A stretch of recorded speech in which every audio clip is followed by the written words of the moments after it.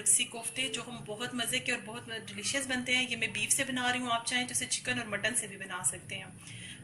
तो आज चलते हैं हम इसके इंग्रेडिएंट्स की तरफ और बताते हैं आपको कि इसमें क्या क्या चीज़ डाली जाती है। पहले मैं ग्रेवी के इंग्रेडिएंट्स बताऊंगी और उसके बाद मैं कोफ्तों के बताऊंगी। बिस्मिल्लाहिर्रहमानिर्रहीम। बिस्मिल्लाहिर्रहमानिर्रहीम। मुझे कोफ्तों की ग्रेवी बनाने के लिए, नरगिसी कोफ्तों की ग्रेवी बनाने के लिए मैंने 2 मीडियम साइज़ के प्याज ले लिए हैं, 4 टमाटर ले लिए हैं। उसके साथ ही मैंने हरी मिर्चें ले ली हैं जो सजावट में यूज़ हो जाएंगी। और उसके साथ मैंने अदरक लहसुन का पेस्ट ले लिया 1 टेबल स्पून से। मैं 1 टेबल स्पून भर के लिया हुआ है मैंने। और उसके साथ मैंने भुना कुटा हुआ ज़ीरा ले लिया है हाफ टी स्पून मैंने ले लिया काली मिर्च। मैंने गरम मसाला पिसा हुआ ले लिया है 1 टीस्पून। नमक मैंने ले लिया है 1 टेबल स्पून भर के, आप हस्बे ज़रूरत ले लीजिएगा जितना आप यूज़ करते हैं। उसके साथ ही मैंने ले लिया है सूखा धनिया पाउडर 1 टेबल स्पून। उसके साथ मैंने लिया है सुर्ख मिर्च 1 टेबल स्पून और हाफ टी स्पून हल्दी ले लीजिएगा आप।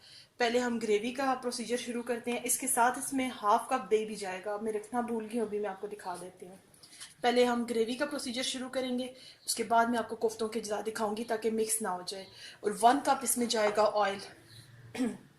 तो हम प्रोसीजर ग्रेवी का शुरू करते हैं, फिर मैं आपको आगे दिखाती हूँ। तेल मैंने गर्म करने के लिए रख दिया है। इसके साथ ही मैं इसमें ऐड करूंगी प्याज जो मैंने आपको दिखाया था।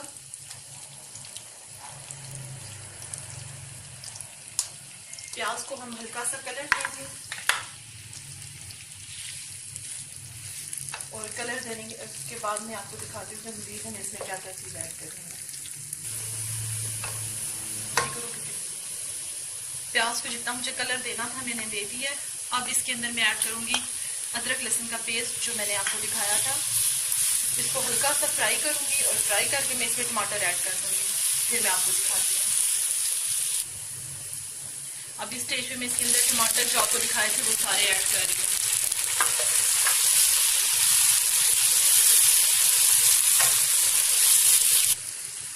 टमाटरों को नरम करने के लिए मैं इनको थोड़ी देर के लिए दम पे रख दूंगी। 5 से 7 मिनट में टमाटर नरम हो जाते हैं तो फिर हम इसमें मसाले ऐड करते हैं। टमाटर मेरे नरम हो चुके हैं। अब इस स्टेज पर मैं ये देखें काफ़ी सारे नरम हो चुके हैं। अभी मसाले की भुनाई भी काफ़ी होनी है। अब इस स्टेज पर मैं इसमें ऐड कर रही हूँ सूखा धनिया पाउडर, नमक, सुर्ख मिर्च, हल्दी और इसके साथ मैं ऐड करूंगी भुना कुटा हुआ ज़ीरा और काली मिर्च। अभी मैं जो है हमारा गरम मसाला पिसा हुआ उसको मैं ऐड नहीं कर रही, उसको मैं एंड में ऐड करूंगी। अब मैं 5 से 7 मिनट इसकी भुनाई करती हूँ। उसके बाद इसमें मैं दही ऐड करूंगी। मसाले को मैंने भून लिया। इस स्टेज पे मैं इसमें दही ऐड करूंगी और दही के साथ इसको भूनूंगी। अब थोड़ा सा पानी मैं इसमें ऐड कर रही हूँ और मसाले को मैं गलने के लिए छोड़ रही हूँ। मसाला थोड़ा सा गल जाए इसकी मैं भुनाई करती हूँ, फिर मैं आपको दिखाती हूँ। नरगिसी कोफ्ते बनाने के लिए मैंने बीफ का कीमा ले लिया 1 kg। इसमें जाएगा 1 टीस्पून अदरक लहसुन का पेस्ट। 1 टीस्पून में इसमें ऐड करूंगी नमक। इसके साथ में इसमें ऐड करूंगी गरम मसाला और उसके साथ में ऐड कर रही हूँ इसमें हाफ टी स्पून काली मिर्च। इसके अंदर मैं रेड चिली पाउडर पाउडर नहीं डाल रही हूँ, क्रश चिली डाल रही हूँ और साथ ही 1 टीस्पून से हाफ टी स्पून में इसमें हल्दी पाउडर ऐड कर रही हूँ।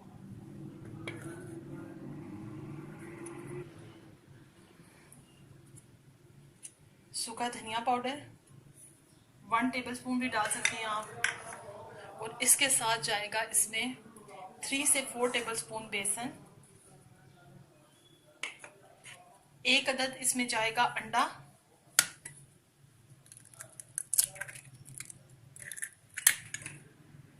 इसके साथ में इसमें ऐड कर रही हूँ सब्ज मिर्च, धनिया और पुदीने के थोड़े से पत्ते। इन सब चीज़ों को मैं अच्छा सा चॉपर में पीस के उसके बाद आपको दिखाती हूँ।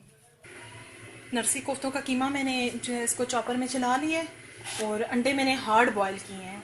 अंडे मैंने बॉयल कर लिए, जितने आपको ज़रूरत है आप उतना बना लीजिए। हल्का सा मैं हाथों को ग्रीस करूँगी और इस तरह से कीमा हमें लेना है और उसके अंदर अंडे को, अंडा हार्ड बॉयल होना चाहिए।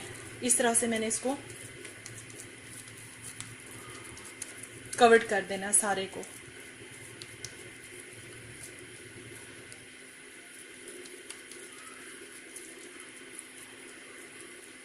ये चीज़ तैयार हो जाएगी हमारी।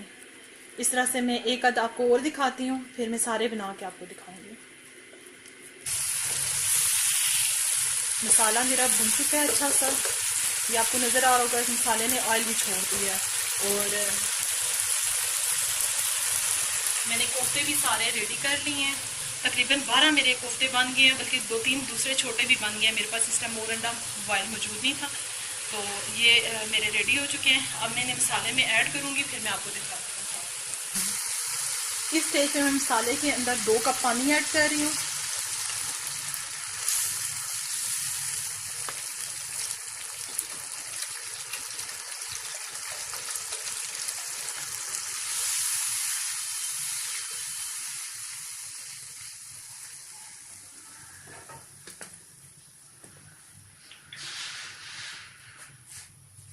इसके साथ ही इसमें मैं आराम आराम से अपने जो कोफ्ते मैंने बनाए थे, ये देखें इस तरह से, ये मैं आपको ऐड करके दिखा रही हूँ। मैं एक और कोफ्ता आपको दिखाना चाह रही थी बनाने का तरीका, वो मैं वीडियो में दिखा नहीं सकी।